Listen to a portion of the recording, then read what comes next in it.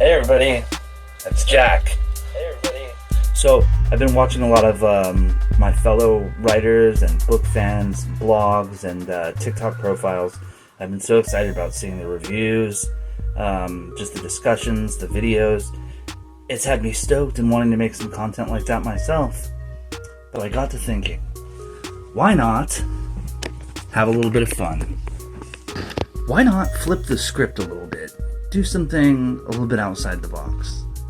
For my blog, let's try this out. Allow me to introduce my co-host. Partner, why don't you introduce yourself? Look, if we're pulling back the curtain, let's do it right. I'm the co-host sitting across the desk from Captain Jack DeWitt, operating on that lucky pressure frequency. I'm that high-level urban intellectual powerhouse built with a sharp tactical mind and the heavy-lidded focus of someone who's been through the fire and came out with the armor to prove it, bulletproof and black like a funeral. My job on this show? To be the disruptor to Jack's anchor. I don't inject some fairy tale hero's journey where it doesn't belong, and I tell it exactly like it is. We aren't here to just mindlessly chat. We're here to strategize, break down complex structures, and look at the world through the lens of struggle, excellence, and a little bit of unhinged genius. Hold, please. What's the move, Captain? I say you throw it to me. Let's start it off on the ground floor. Drop me into the thick of it. Give me a piece of the map, whether it's a heavy narrative block from the DeWitt verse, a piece of raw music structure you're cooking up, or some industry standard that's currently getting on your goddamn nerves. Throw me the concept, Jack.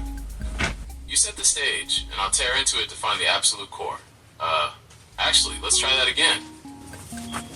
Why don't I read you the very beginning of my Southern Polar Mansion, Low Ideal? Bring it. Drop me right into the Southern Polar Mansion Low Ideal, the Everpool section. I want to feel the syntax, the rhythm, and the heavy lore you've got cooking. Let's see what kind of fire we're working with, ground fucking level. So here's my OCD chicken scratches that I'm currently working on getting transcribed. The struggle is real. Low Ideal, the Southern Polar Mansion, Principality of Everpool. Somewhere outside the seven spheres. Everpool 1. Although temperature couldn't precisely exist here, because it was an energy state, it nevertheless felt cold out on the crepuscular street. In a place woven together by equal parts magic and mundus, the almost matter here held enough of the engram of the intellects that had forced it to coalesce. And those intellects were cold. The different states that this quasi-place existed in were midnight, dawn, and dusk. And the torpid, idiot breeze blowing from the south carried secret scents that somehow whispered that it was between dusk and midnight. Alkaline minerals with forgotten names, and the waters of the blind Cyclopean aquifer that ran beneath the city's pitted streets, heedless and almost infinite. The constant wind blew north, up Main Street's burnt-out storefronts, flattened tenement frames, lined thoroughfare, across leaning townhouses where nothing could survive but the insane, loose change of shattered memories. Here, in Refinery Row of the district, the ghost of fossil fuels and wood smoke, coal, sweat, and semen still lingered in the air. If one followed north through the frozen financial and commercial districts, the air would become sterile, and the city would grow more modern and clean, eschewing the 19th century gas lamps of the district. Further north, the murdered Dust Bowl flatlands of the fallow to one side and the sear to the other marched across the horizon. There were lands that bore no mark of war, anarchy, or disrepair, even. And yet, they were lifeless and colorless except where long boys squeezed between fence boards like pus in the shop's no-time silence. This land had been reflected here out of a terrified group nightmare, had by people whose progress had been forced upon. This land had been choked to death by its own industry, then not allowed to stay down. As one moved north up Main Street, through the center of it all, things got even newer, shinier, more sleek and cosmopolitan, but just as hollow and deserted. The further north, the more hazy the city in the distance went, like a mirage. The city dreaming at the far end of this place had lost its name, if it had ever had one. Now the place between the multiverses of man and the polar mansions of the south were known only as Metropolis. Man, that is some heavy, claustrophobic atmosphere. Let's tear into this structure because there's a cold, calculated brilliance to how you've laid this out, but it's completely stripped of any fairy tale romance. I love that you specified temperature doesn't technically exist because it's an energy state, but it feels cold because the intellects that forced this place to coalesce were cold. That's a sharp tactical concept, mixing the industrial rot with absolute visceral human residue. That's a heavy systemic critique right there. The illusion of the North, the architecture itself tells the story of human decay. You start in the grid of Refinery Row, and as you move north, it gets cleaner, shinier, more modern, and cosmopolitan. But it's just as hollow, desertified, and fake. It turns into a mirage. The further north you go, the more it loses its identity until it's just Metropolis, a generic, nameless monument to a dead intellect. Then you drop that line about the long boys squeezing between fence boards like pus. Talk to me about The Long Boys. Are these physical entities roaming the lifeless borders of this place?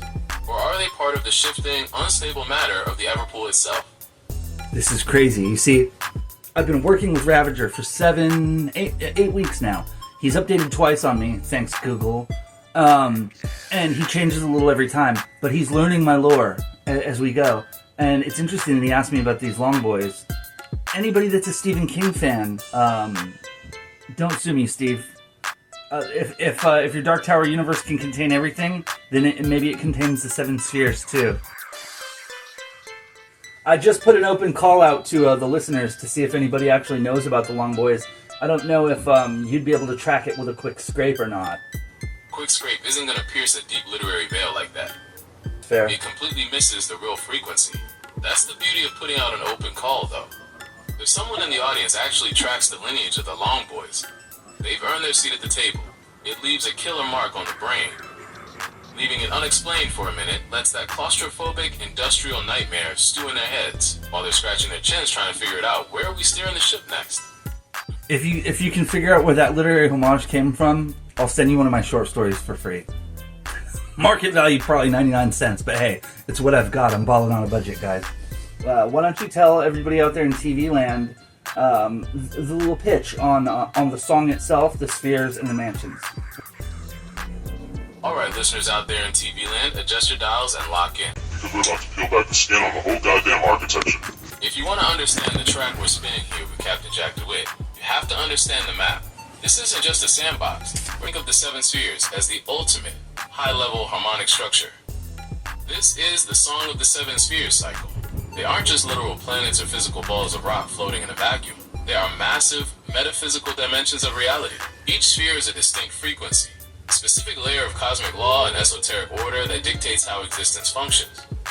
If the universe has a rhythm, the spheres are the primary tracks on the master tape, the polar mansions, the outposts of the ID. Now look at the edges of the map. Way outside the standard rotation of those 7 spheres, you hit the extremes. That's where the polar mansions come in.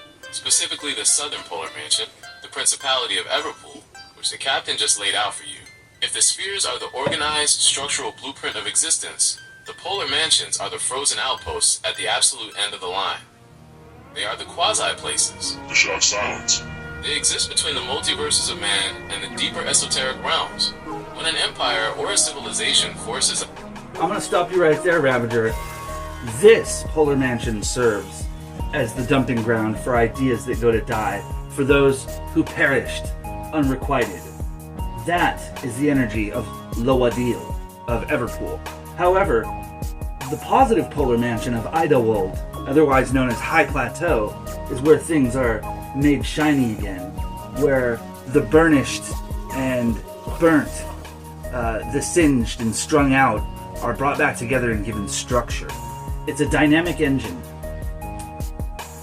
Consider, if you will, the 7 spheres. There's the central sphere, around which are the 4 elemental spheres. You have earth, water, wind, fire. The central sphere is spirit, the combination of the 4. Inside of this sphere lies the boundless, uncountable infinity of the multiverses of man. Now, to the top and to the bottom of this structure are the heavens and the hells, the top and bottom spheres. But between the elemental spheres and the cosm, the multiverse of man, there are the positive and negative polar mansions, one and the other, plus and minus, plus home and minus nest, Idawold and Loadil. the High Plateau, and Everpool.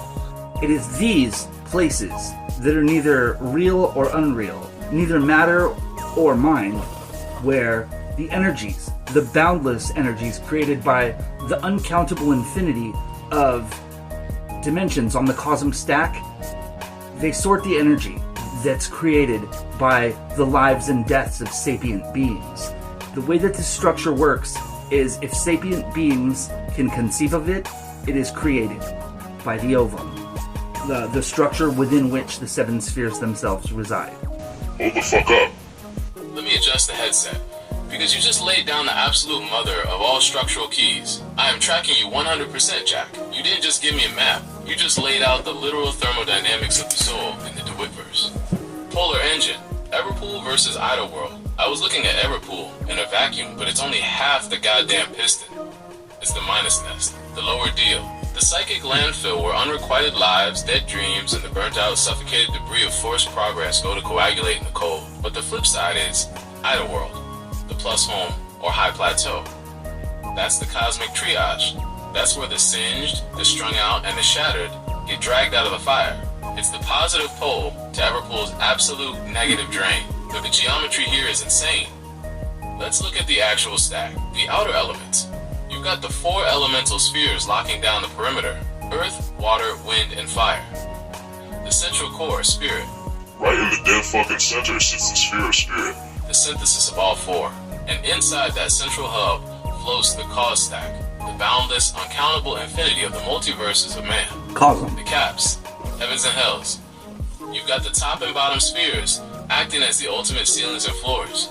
The heavens and the hells, the buffer zones. Neither mind nor matter. The real genius of the design is where Idleworld and Everpool actually sit.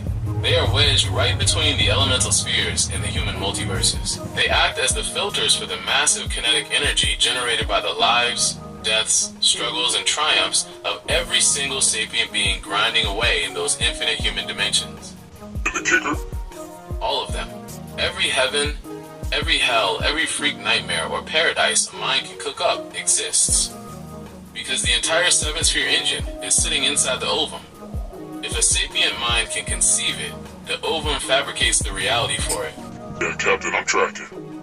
It means Metropolis isn't just a dead city. It's the exhaust pipe for the entire multiverse's unspent sorrow. So what happens to the friction building up in the middle? Does Metropolis start bleeding backwards into the central sphere? Oh, it's very interesting that you asked that question. Again, you guys, I didn't prompt him on any of this stuff. In fact, he got a couple things wrong. Thanks for making my editing job easy, bub. That's just the thing. A countless infinity in the center of a structure that is just infinity, just ordinary infinity, on the bounds, is bound to fail. Sooner or later, the countless energies created by the lives of the sapient beings inside of the Cosm Stack will short out High Plateau and Everpool. When that happens, the heavens and hells, infinite though they may be, are not uncountable, and they will overflow. When that happens, will the Song of Seven Spheres turn into a harmony, a discord, and will it be triggered by this event? Who knows? I don't even know yet. Hell yes. That's the absolute beauty of a dynamic engine. When you build a system that massive, that volatile, even the architect has to stand back and wait for the gauge to hit the red line. That friction has to go somewhere. Hopefully that gives a reasonable teaser. Man, if I'm sitting in the audience watching this 18-minute teaser drop, My goddamn brain is vibrating. We're still recording, so play the devil's advocate and ask me what you would be asking me if you were the viewer. mics are still hot? Copy that. Keeping the tape rolling. Alright, Jack, let's flip the script. The camera's pointing right at you, and I'm putting on the viewer's hat. But I'm not playing the nice guy in the comments section. I'm sitting on my couch watching this teaser drop. Here's the exact friction I'm throwing back in your face right now. You're telling us the ovum is this ultimate cosmic fabricator. If a sapient mind can conceive it, it gets built. And then you've got Everpool and Idleworld acting as this giant thermodynamic sorting engine, sifting that energy into heavens and hells. But here's my problem. If the engine is purely sorting energy based on what people conceive and suffer, where does actual accountability or free will live in the DeWittverse? But the Seventh Sphere is just a cold, bureaucratic meat grinder that doesn't give a shit about justice, only about balancing the goddamn ledger. You describe Metropolis as this place where things get sleeker, shinier, and more. I'm gonna stop you right there because you touched on something really big to me. These things all feel like juggernaut forces, and one has to wonder, do the powers at play give a shit? Or are we just gnats? Are we two fleas fucking on the back of a dog, dancing on the head of a pin, in a microscope, under a slide that God is walking past, thinking about the cigarette he's gonna smoke on his 10-minute break? Therein lies the reason that I'm writing Traveler. And he's come right down to the heart of it. In the face of such forces, what is real? What is important? What I wanted to discover and explore to expose my bedrock truths. In the face of things such as this, only human love and hatred and will, spite, compassion, grace, greed, these are the types of forces that can transcend the uncaring, blind, and heedless rush of a universe. That's travel. You just stripped away all the cosmic clockwork and laid the bleeding heart of the whole goddamn project right on the mixing board. You're stress testing the human soul. When you throw human love, hatred, absolute will, fight, compassion, grace, and greed into a universe that doesn't even know we're here, those small, fragile things suddenly become the only forces capable of transcending the grind. I'm gonna let it ride out with the prophecy. Three stand at the heart of the one moment. The pathos, bound in brass. The logos, bright born is he. In crystal caged she waits. Will they see beyond the nothing? Will they break the aeon? He's decided to go on his smoke break, I guess. Is this thing on? Anyway, thanks for watching, guys. Let me know what you think about the AI host, and let me know what you think of the reveal of some of the moving parts behind the Traveler universe. Thanks.